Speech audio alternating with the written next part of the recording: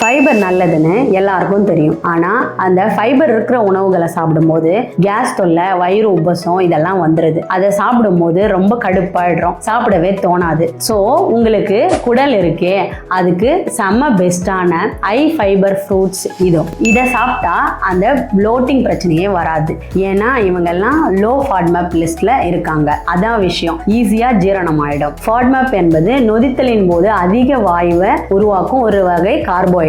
FODMAP அதிக அளவுல இருக்கிற உணவுகள் எதுனா பால், சில காய்கறிகள், சில பழங்கள். குறைந்த ஃபாட்மேப் ஃப்ரூட்ஸ் எதுனா அந்த ஹீரோக்கள்லாம் இப்ப வராங்க. ப்ளூபெர்ரி, ஸ்ட்ராபெர்ரி, கிவி, கொய்யா, பப்பாயா, பைனாப்பிள், இதுல எல்லாம் வைட்டமின் சி வேற நிறைய இருக்கு. அது நம்ம குட் கட் பாக்டீரியாவை அப்படியே பூஸ்ட் பண்ணி விட்டுடும். உங்க வயிறு செம்ம ஹாப்பியா இருக்கும். ஸோ நெக்ஸ்ட் டைம் நீங்க இந்த ஃப்ரூட்ஸ் வாங்கும்போது இந்த லிஸ்ட்டை மனசுல வச்சுக்கோங்க. ப்ளோட்டிங்கை நினைச்சு பயப்படாம இந்த ஃப்ரூட்ஸை ஜாலியா என்ஜாய் பண்ணி சாப்பிடுங்க.